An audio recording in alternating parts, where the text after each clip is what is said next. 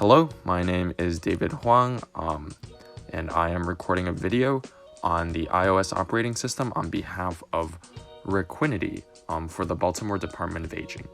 So today we're going to be talking about the iPhone, or specifically its operating system, that being iOS. It's one of the two biggest mobile operating systems on the market, the other one being the Android, which is made by Google. But today we're going to be focusing on the Apple-based one, so this one is the iOS, and you're only going to find these on iPhones.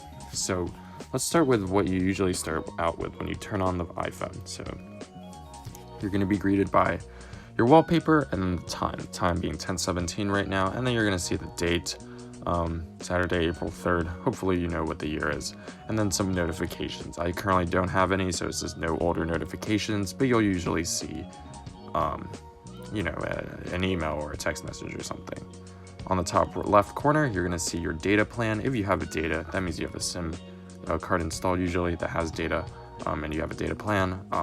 It'll show the network, so that's for my data plan, it's TFW. It might be something different for yours. And then the Wi-Fi symbol to tell you if you're connected to Wi-Fi. The top bar is actually red because I am screen recording. Usually this would not be red.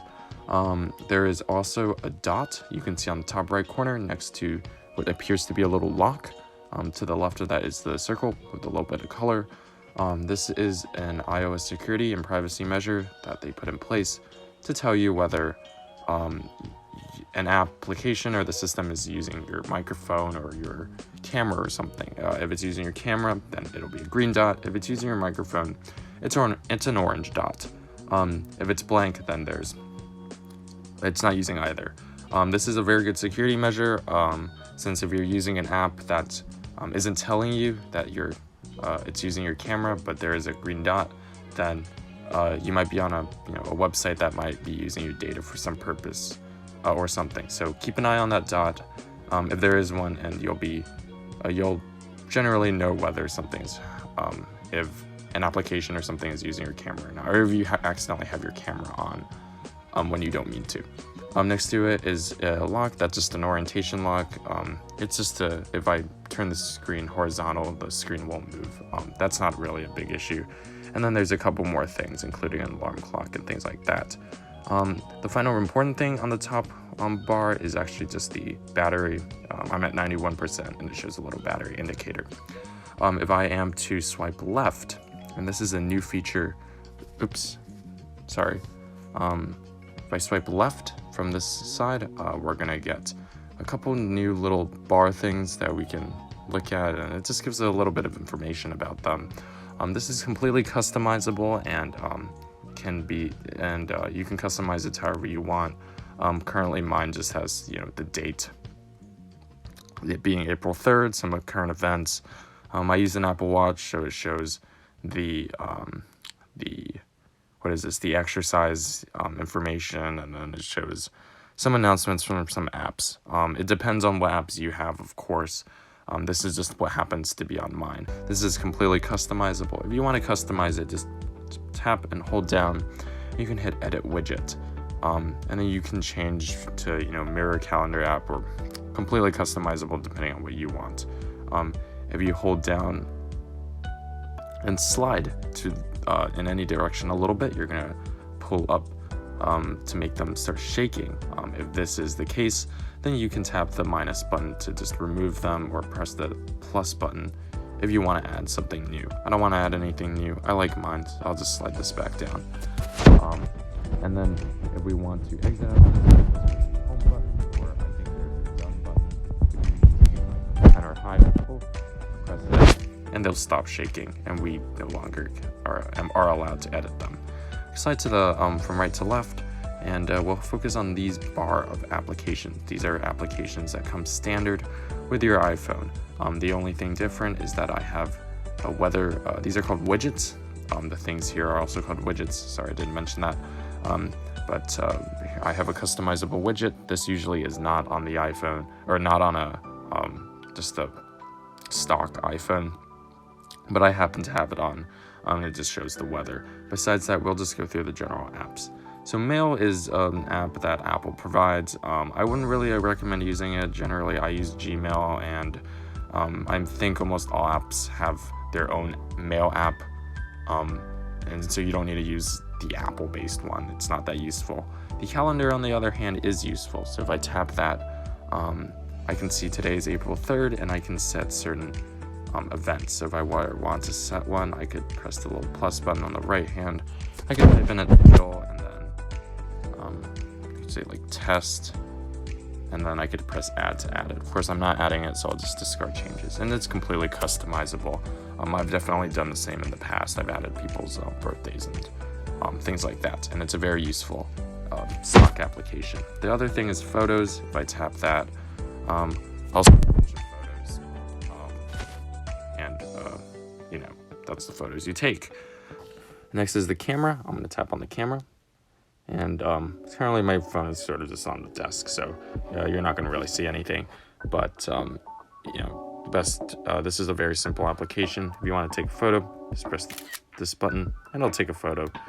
I can swipe by one to take a video, and then press the video.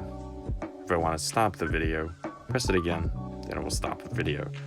Again, there's a lot of different things you can do on an iPhone. This is completely up to you to learn or to explore. So slow-mo, take a slow video, time-lapse, take a time-lapse.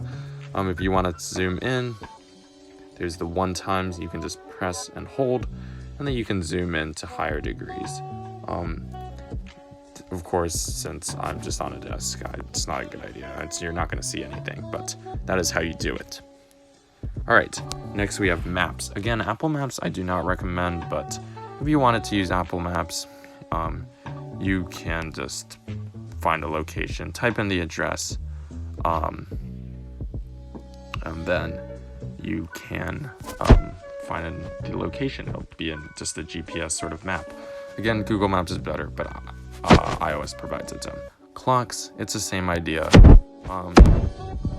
Here's you get a world an alarm where you can set alarms. And I happen to have a couple alarms, actually. I have a lot of alarms. And a stopwatch that you can start and stop if you want to see how something is. And then a timer, so how long you want your timer to be. So if you wanted a 10-minute timer, you could start it, and then 10 minutes later at 10:36, it will go off, and then we can go from there. You can also set some ringtones if you wanted to do that. The next app is the weather app. I actually use the weather app. I think most people do. It tells you some general information, the high, the low, the current temperature at my current location, which happens to be Ellicott City, and then the upcoming weather. I'm sure most people know how to use the weather app. And then if you swipe, you can see some other cities that are automatically set up. Though the first one is always your location. My location is Ellicott City. If I were in Baltimore, it would show Baltimore. If I were in London, it would show London, and etc. etc. The next app is News. It just goes through just general news updates. I would not use this again. It's just the news application if you were to use it. Home is also not very useful. It just tells you it's a customizable app if you were to have things in your home like an Apple HomePod. But again, this is getting pretty specific.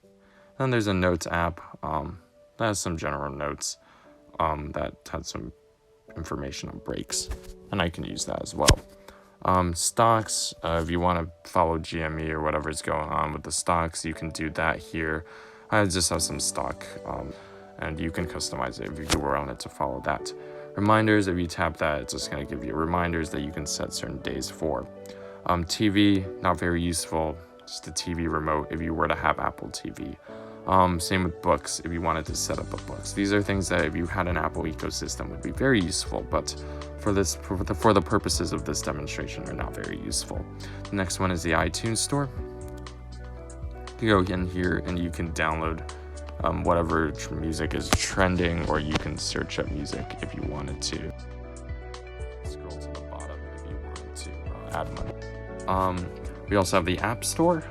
This is very useful. It's how you download apps, and it gives you some general apps that it recommends. Games, apps, and just different types of apps. And then you can go here to the search bar if you wanted to search something up. Next we have wallet, if you wanted to sync your card. Again, this is pretty complex, we're not going to get into that. Health, if you want to track your health. Again, this is what you can explore and set up. This is not something that we really want to go into today. Settings, if you tap, you can just affect or change the settings that you have. The most settings are going to be in here. A lot of app-based settings are also going to be in here, just because that's how Apple likes to do things. You can connect to Wi-Fi, turn on airplane mode, Bluetooth, your data, things like that. The most important one, of course, is down here. There's a little bar called General. If you tap it, then you go to Software Update. You can update to the newest software, so that's something very important to know.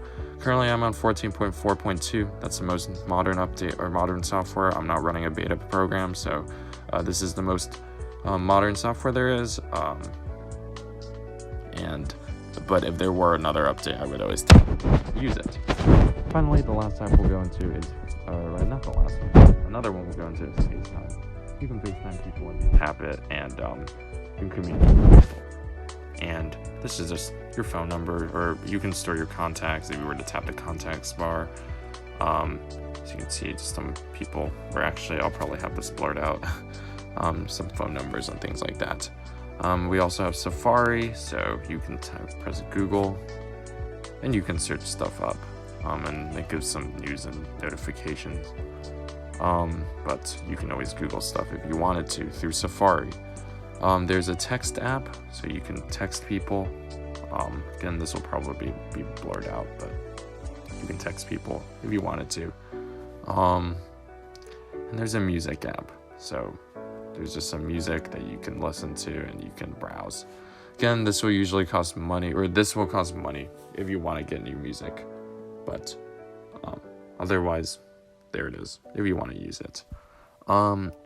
If you want to delete an app, hold down, and you will see remove app all the way at the top. There's a few quick access things, but generally you want to go to remove app if you want to delete it. Here's some more apps I have. We're not going to go into this because it's generally not as useful. And then we have more apps, and then we can scroll one more time, and we'll have the app library. And this app library just has a collection of all the applications we have. So if I tap here, you'll see these are recently added apps. These really aren't that recent, but they just happen to be here because they're the most recent I have. And they'll be categorized. So I have,